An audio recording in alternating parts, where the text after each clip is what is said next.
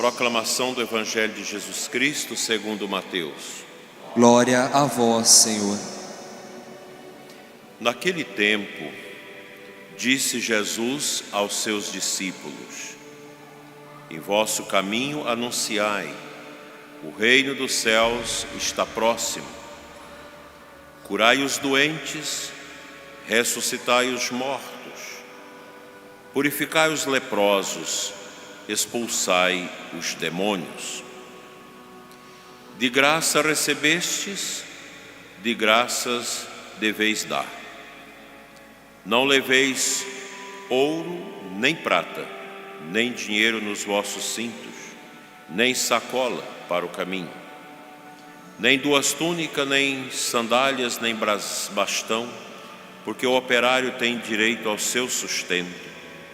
Em qualquer cidade ou povoado onde entrardes, informai-vos para saber quem ali seja digno. Hospedai-vos com ele até a vossa partida. Ao entrardes numa casa, saudai-a.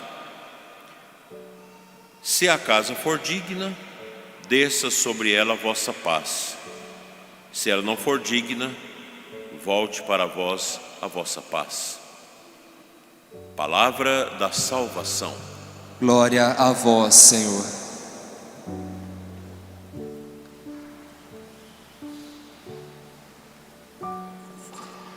Amados irmãos, diletos radiovintes, internautas, os doentes e idosos que nos acompanham.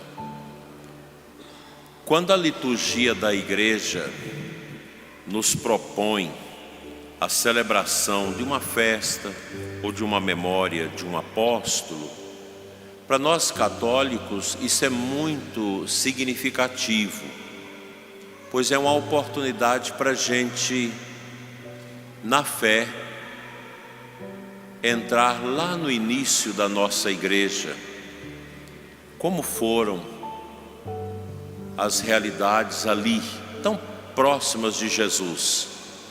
Hoje nós fazemos memória do apóstolo Barnabé, que não andou com Jesus. Ele já é da segunda turma de apóstolos, daqueles que não conviveram com o Senhor, como São Paulo. O apóstolo Paulo também não conheceu Jesus, teve a experiência com ele no caminho de Damasco. E Barnabé, filho da compaixão, é um desses homens chamados no início do cristianismo, ali pela década de 50, 60 do primeiro século, que juntamente com o apóstolo Paulo, cheios do Espírito Santo, fez a experiência do ressuscitado. A igreja inicial era muito pequena, muito simples. Tudo estava começando, as perseguições, as dificuldades, a reflexão sobre a fé, tudo era muito insípido, tudo muito inicial.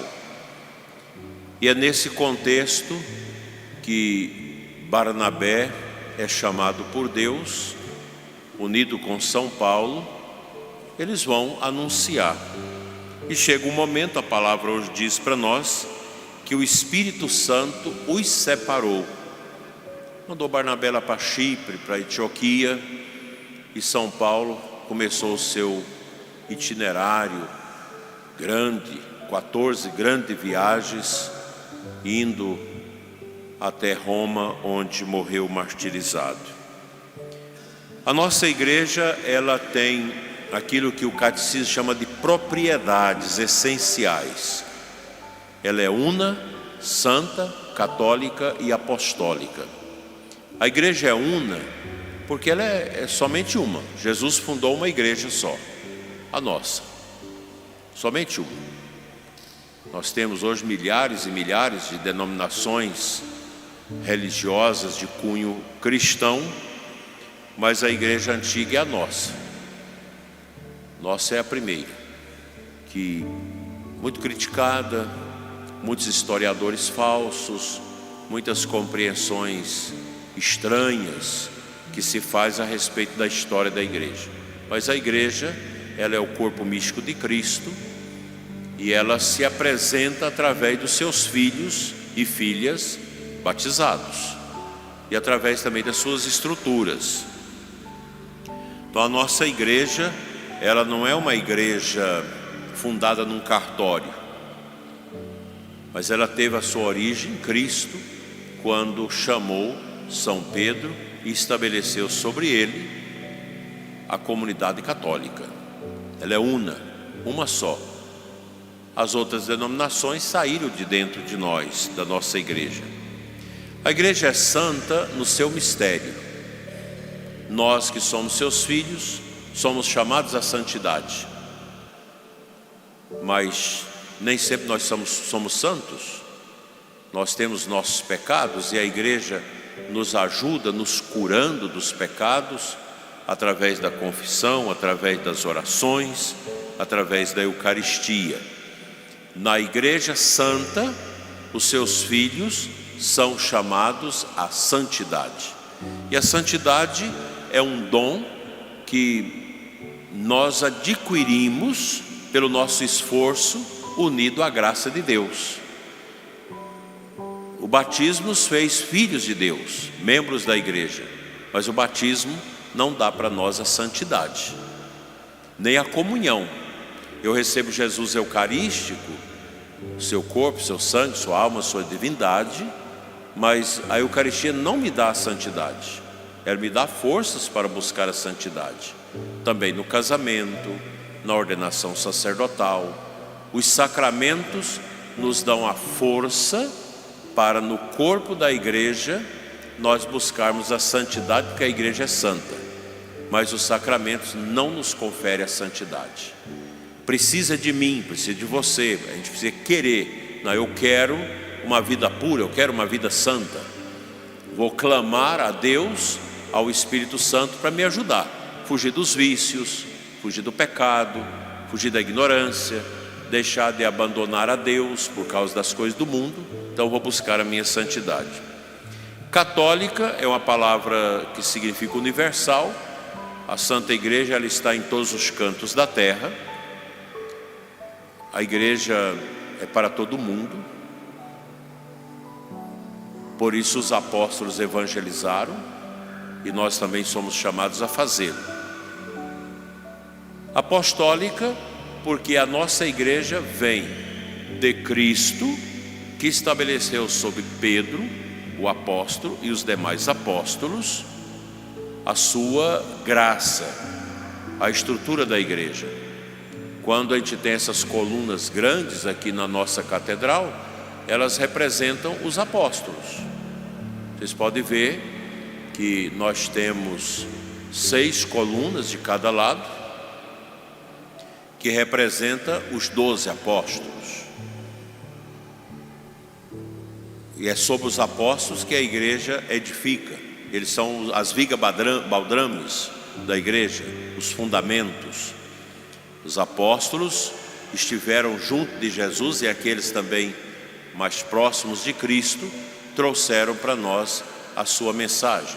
São Lucas, que escreveu o Evangelho e os Atos dos Apóstolos, também não conheceu Jesus, não esteve com Jesus, mas conheceu Maria, pesquisou sobre a vida de Cristo com Nossa Senhora.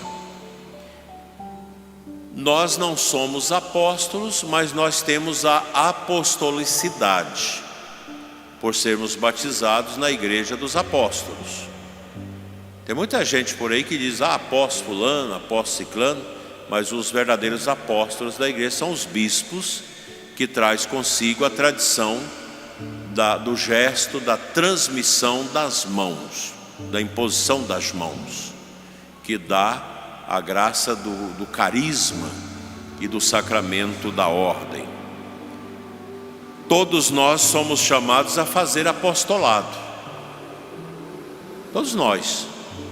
A mãe faz o apostolado com os filhos, educando os filhos, cuidando da família, na catequese. Quando eu estou no grupo de oração, quando eu estou dando catequese, quando eu estou evangelizando, no grupo de canto, eu estou fazendo um apostolado. Os nossos trabalhos na igreja são trabalhos apostólicos, porque nós estamos na igreja dos apóstolos, fundada por Jesus. Pastoral do dízimo, pastoral da família, juventude, enfim, todos os trabalhos vicentinos, os guardiães do Santíssimo, os ministros da comunhão, da palavra, quem cuida da comunicação das coisas na igreja, todos realizam serviços apostólicos, na visita aos idosos, aos doentes, enfim, qualquer trabalho pastoral na igreja, ele é um trabalho apostólico, porque nós somos descendentes dos apóstolos, descendentes dos apóstolos. E no batismo, nós nascemos para Deus na igreja dos apóstolos. É Cristo quem batiza através do sacerdote. E nós estamos aqui porque somos batizados. Nossa Senhora, ela acompanhou os apóstolos como viúva, conviveu com os apóstolos, participou de toda a vida de Jesus e da igreja nascente. Quantas vezes Nossa Senhora comungou a Eucaristia na missa que os apóstolos celebraram? Daí que nós chamamos Nossa Senhora de Rainha dos Apóstolos, Regina Apostolorum, Rainha dos Apóstolos, que ela interceda pela nossa igreja, por todas as dificuldades que nós temos hoje no caminho da igreja, muitas dificuldades, muita gente que quer uma outra igreja dentro da igreja verdadeira, e Nossa Senhora vai intercedendo para que a igreja nunca morra, porque Jesus prometeu que as portas do inferno não prevalecerão contra a igreja, e nós cremos nisso e isso vivemos. Que Deus nos ajude com Maria, Mãe dos Apóstolos, Rainha dos Apóstolos, a viver o nosso batismo apostolicamente. Amém.